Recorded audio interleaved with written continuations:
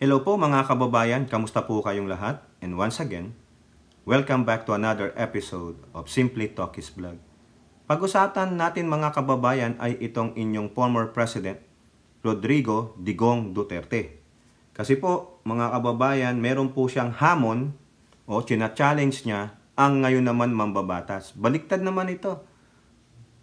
Yung isa nating video, ang mga mambabatas humahamon kay Sara Pusit Duterte na mag-oath at sagutin ang mga kontrobersiya, no, sa kanyang budget, lalo na sa CIF. Ngayon naman, itong kanyang ama ang naghahamon sa Kongreso na siya ay paatenin sa Quadcom hearing. At the same time, patuloy pa rin pinabubulaanan ng matandang Duterte na wala daw cash reward system nung panahon niya sa kanyang drug war. Totoo nga ba, mga kababayan? Pero bago po tayo magpatuloy, tayo po ay magbibigay pugay at pasalamat sa lahat ng ating channel members, followers, subscribers, nagla-like at nagsishare ng ating mga videos, sa mga nagbi-video replay, nagsishare ng kanilang blessings, at ganoon din po sa mga nakakasama natin sa ating video premiere at live streaming. Special shout out to all OFWs, sa mga men and women in uniform, sa mga frontliners at guro, at maraming salamat po sa walang pasawang patuloy niyong pagsuporta, no, sa ating mamunting channel, and may God bless us all. So unahin na natin to mga kababayan. Sa ulat po ng GMA News, naninindigan ang inyong dating presidente na manyakol, no, na may pentaning. Ito po, ex-President Duterte denies drug war reward system. Naninindigan siya, walang reward. Anong sabi ng kanyang alagang aso na si Bongo? Wala pong reward. Hindi po yan mandato sa aking trabaho nung ako ay special assistant to my amo, to my Lord Duterte. Ito ang sabi ni Digong. Yung sinasabi nilang reward, walang reward yan. Hindi ako magbibigay ng reward, sabi niya. Ang pinakaano ng mga pulis sa akin is pag mission accomplished, yayain ko sila sa restaurant. Magkain kami and I congratulate them. Tsaka pala inom ang pulis. Bigyan mo ng 2 boteng scotch, hindi yan tatanggap ng pera. Nahihiya yan. Kung bibigyan mo, ano ibig sabihin nun? Ano, balato? Balato lang pala Oo, balato lang yung sinasabi. Balato lang ang sinasabi. Kumbaga, okay, nakaano ka ha? Nakapatay ka. Ito, balato mo. Eto sa'yo, ano tawag doon pag binigay mo? Whether in kind or in cash. Yung in kind, yung scotch Ano tawag mo doon? Di reward. Sige, wag na natin sabihin cash. May reward pa rin. Bawal pa rin yon. Gonggong. Ito pa sabi ni Duterte nung inorder niya daw ang mga pulis na pumatay. Kasi sinasabi daw doon na natagpuan nila na ang daming pinatay ang mga pulis. Utos daw ni Duterte. Anong sabi ni Duterte? Hindi ko sinasabi na sinadya kong pinatay. Sabi ko nga sa mga sundalo, give them the chance to fight so that if they fight, then you will be justified in killing them, and that is one problem solved for the day. Totoo yan. Bakit sasabihin mong give them the chance to fight? Give them the chance to surrender. Bakit sasabihin mo give them the chance to fight? Parang, sige, lumabang kayo sa amin. You're giving them the chance Give them the chance to surrender. Gago talaga. Hayop na ito. Ang utak meron si Duterte. Kumbaga talagang gusto mong patayin kasi give them the chance to fight. Wag na. Kung gusto mong buhayin, sabihin mo, sumuko na pa kayo. Ano pang gusto mong sabihin sa kanila? Sige, lumaban na kayo. Ayun ang sabi, Diba? Sabi niya, sabi ko sa mga sundalo, give them the chance to fight. So that if they fight, then you will be justified. So, ang justification, nanlaban Diba? Give them the chance to fight. Yun na lang. Diba? Bigyan nyo sila pagkakataong lumaban. Putragis na yan. Ayan ang baril. Sige, damputin mo, pagkakataon mo na. Di ba? Ganon din yun Imbis na sabing sumuko ka na. O, wag kang gagalaw dyan, ha? O, ganun sana eh. Eh kaso, anak ng siopaw naman, Duterte. Ewan ko sa'yo, ang gulo mo. Eto pa sabi dito. Further, Duterte confirmed Garma's statement that he top police officers who are members of Iglesia ni Cristo. O, eto na, ha? To join the drug war. Bakit daw po Iglesia ni Cristo? Ito yung ano niya. Because ang Iglesia ni Cristo, may tiwala ako at alam kong may ipapatrabaho ako, pati pera maaasahan mo. At yung pera mo, hindi masayang, hindi ibulsa at gastusin yan para sa project na pinagagawa mo sa kanila. Eh ano yung pinapatrabaho mo?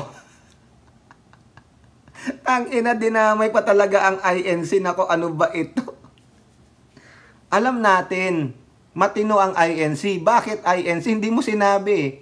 O, may tiwala ako at alam kong may ipapatrabaho ako. Ano ipapatrabaho mo? Yung Davao template? O, yari na. Eh, yun nga yung Davao template, yung gumawa ng ano eh. Diba? Parang mga black book mo ng drug war eh. Anak ng siopaw na. Ang layo ng explanation, pare. Wala na. Digong, dinadawit mo na naman ang INC dito. Nananahimik ang INC, no? Ng siopaw, ano magiging tingin ng tao sa INC niyan? Ha? Na malinis kayo magtrabaho? Anong ipapatrabaho mo, Digong? Eh, si Leonardo nga eh. Anak naman ng siopaw, oh. Nanahimik INC, bakit ganyan? Dinadamay. Anak ng totokwa naman to. Ito nga nang sabi ng iglesia, oh. But the religious group that it's only Duterte who can really explain why he made that choice. Tama. Ano kinalaman dyan ng iglesia? Hindi naman utos ng iglesia, hindi naman nagpresenta ang iglesia, pamuno ng iglesia na, oh ito, Duterte, gamitin mo to sa anumang proyekto mo. Eh kung yung proyekto nga, Davao template, eh di kasalanan ng INC. Walang kinalaman ng INC dyan eh. Ito lang si Digong ang gamol eh. Diba? Gago. Animal talaga. Dinamay pa ang isang nananahimik na reliyon. Ewan ko, mga kababayan. Oh, ayun tinasabi niya sa reward. Ha? Anong sinasabi niya sa reward? Oh, yung code card na yun, tingnan ninyo. Sabi ni Bongo, walang reward system na ini-implementa noon. Oh, ini-implementa. Ang hirap itagalog. Ini-implement na lang. Kapalit ang buhay ng sinuman. Oh, ano sabi ni Digong nung June 1st, 2016? May 3 million ako na reward sa mga drug lords. I'm not saying that you kill them, but the order is dead or alive. O eto namang si Bongo, napakasinungaling din mga kababayan. Bakit? Nilaglag siya ni Bato eh. Anong sabi ni Bato? Namimigay naman talaga ng pera si Bongo. Inuutusan niya ni Presidente Duterte noong pa sa Davao pa kami. Oo, nilagay pa dyan ni Bato, kulang tong code card na to eh. Binibigay niya yan, kung meron mang kaming meeting, binibigay sa mga RD, regional directors ng mga police. O ano, biruin mo yan, may 3 million tapos namimigay ng cash. Saan galing yung cash? Kasunduan. At ibig pala sabihin, ang daming pera ni Digong. O, anong mga scotch ang binibili mo? Diba? O, disuhol pa rin yon, reward pa rin yon, whether cash or in kind. Mga gago talaga itong mga ito. Hay, ewan ko, mga kababayan. Kaya, dapat lang talaga magsi-atento sa Quadcom eh. Diba? Maski na yan si Duterte. Ang sabi nga lang ni Abante, Mr. President, huwag kang magmumura. Kasi kung magmura ka, iko-contempt ka namin. Yun lang. O, diba? Ang sakit sa ulo nitong mga to eh. Nakakahiya naman itong mga ito, oh. Mga kababayan. Diyos mio. Ay, ewan ko. Oh, punta naman tayo dito, ha? Ulitin ko lang, pinabubulaanan ni Digong na wala daw reward system sa war on drugs niya. Pero sinungaling eh. Sinabi niya nung 2016 eh, may 3 million siya tapos ginagamit nga daw yung CIF, no? Natagpuan sinabi. 'Di ba? Lalong-lalo na si Lieutenant Colonel Jobel Espinido eh. Oh, huling-huli kayo. Tapos sinabi ni Garma, meron talaga. O ano pa kailangan nyo ngayon? Ano pa sinungalingan? Wala na eh. Sukol na kayo eh. O, tapos paaatinin nyo si Duterte sa Quadcom hearing. Eh kung, ang kangaw na yan eh. Makakalimutin na yan eh. Hindi na nga matino mag-isip yan eh.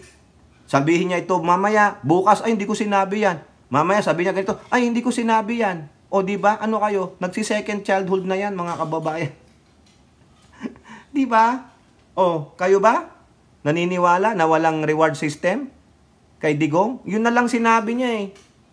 O, bilang ko na lang ng scotch. O, reward na rin yun. Di ba? O, tapos, sabi niya, bigyan mo ng pagkakataon manlaban. Nandun eh. Di ba? Binasa natin mga kababayan. Nakakaasar naman, no?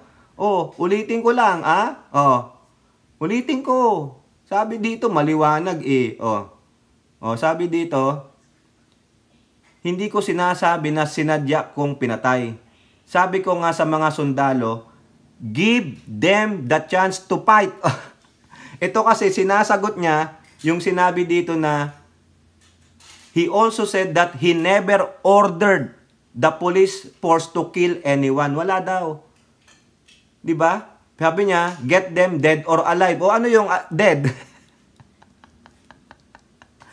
Diba? Dead or alive eh. Pinakita natin yung quote card na may 3 million rewards siya eh. Whether dead or alive. Tapos sasabihin mo, I never forced to kill anyone. Eh yun na lang oh, statement mo oh. Dead or alive, get them dead or alive. O di ba sabi ko na sa inyo eh.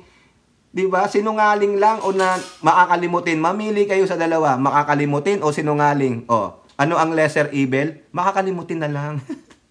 O, tinan mo tayo may awa. Pero yung anak niya, walang awa. Maski na sa patay. Oo. E di kung hinukay niya doon si Apo Lakay, ipalit natin silang dalawa. Oo. Ilibing sila ng buhay doon. Ano? Pwede po ba? Tama po ba yun? Mali. Hindi tama. Delete. So kung huhukayin niya, delete. So kung huhukayin ni si Minet, pusit si Apo Lakay, eh di sino ipapalit doon sa ano? Bakante yun eh. O mamili na kayo. Di ba? Loko-loko ang putang mga gago tong mga Duterte. Wala, sinira nyo ang inyong political career.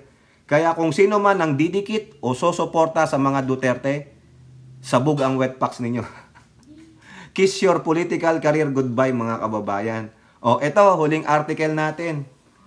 Ano ang sabi ni Duterte sa Quadcom? Naghahamon po siya. Anong sabi niya? Duterte challenges House Quadcom to summon him to Quadcom hearing. Ang tapang mga kababayan. No? Naghahamon po siya. Ito po ang sabi niya. There are many people who had been called or about to be called. Or perhaps others might still be contacted. They should summon me directly. Instead, if this is all about me, why involve other people? They can reach out to me and I'll provide the answers they need. Eh kaya nga nagre-reach out sa ibang tao kasi pinagtitibay ang ebidensya laban sa'yo. Okay, kung ikaw lang, syempre, pasisinungalingan mo yan. Magmamalaki ka doon. Potangin na. Hindi ko namang ginawa yan. Ganito yan, pre. Sasabihin sa inyo, abante. Hoy, contempt. Bawal magmura dito. Kulong si Tatay Digong. Eh, sinong papalit sa kanya sa kulungan sa Kongreso? Si Robin. Sinabi ni Robin eh, palit ulo, di ba? Noon. Sasamahan ko po siya kung makukulong siya. Di si Robin na lang. Kada pagmumura ni Digong sa Kongreso, isang contempt. Puta na. Sabi ko na sa inyo, walang rewards. Hindi ako ang nag-utos. Hindi ako ang naggawa niyan. Nakita nyo bang ako ang humawak ng baril at binaril ko? Tanga, ikaw ang command responsibility dyan. No, kailangan daw, directly na daw sa kanya. Hindi naman ikaw ang nagbaril eh. Sabi mo, hindi man ikaw ang humawak ng baril. O sino yung kakasuhan doon? Di ba master yun eh? Masturbator. Duterte said he was must to tell the nation but has not received an invitation yet. He added that he would gladly attend the hearing since, as a government institution, the committee may need him to provide clarification, respond to questions, or address certain matters he is prepared for. I'll ask them directly. O, tinan mo, parang yung anak niya lang to, I ask them directly. What they want to hear from me before the start of any official proceedings. Tignan mo. Ano, ikaw ang mag-preside? Mr. Chair, ganon, gago. Bakit ikaw ang resource person, parang ikaw ang chairman? Hindi pwede yon. I will give it to them. I will give them the answer they want to hear and not what I want to hear. Diktador na diktador. Parang anak niya lang. O, di ba? Manang-mana ang anak. Kaya nga sabi natin, the apple doesn't fall far from the tree. I will give them the answer they want to hear and not what I want to hear. Ayaw nang pasalaytain niya. Akala niya piling presidente pa rin siya. Nako, Diyos mio. Ewan ko sa'yo, Duterte. Ang gulo mong kausap. Eto pa. Ito daw. Duterte question why the police would accept the agreement when it will later bring their downfall. Ito daw po yung kasi si Espinido. Yung sistema ng payout. Tine-question niya, bakit tatanggapin ng pulis yun? Ang daming ang pulis na tiwali. Kasi bakit? Ang daming kulasusi. Daming kabit, di ba? Daming puro panganay. Sabi niya, the so-called reward they're referring to does not exist. I will never give a reward. When police complete the mission, yung sinasabi niya, I commend them and celebrate them for their hard work. Really? Hindi po yun ang sinasabi ni Garma, which is siya ay under oath Duterte. Kaya, wala na. Kaya, sige na. Pumunta ka na kasi para mas lalong maganda. Kaya, wag ka nang patumpik-tumpik. Ang problema, kung maayos ang utak mo. Di ba mga kababayan? So, yan po. Ano pong inyong masasabi niyan tungkol sa inyong former President Digong Duterte, ang Prime Minister ni Baal. Sinasabi niya, walang reward system at hinahamon niya po ang Kongreso na siya ay ipatawag at sasagutin niya daw lahat. Ayaw ko nang marinig yung mga sasabihin ninyo. Ako na lang, piling diktador po mga kababayan. So, ayun po, ano pong inyong masasabi? Comment down below. And don't forget to like and share. Hope to see you in the next videos. Bye-bye. God bless.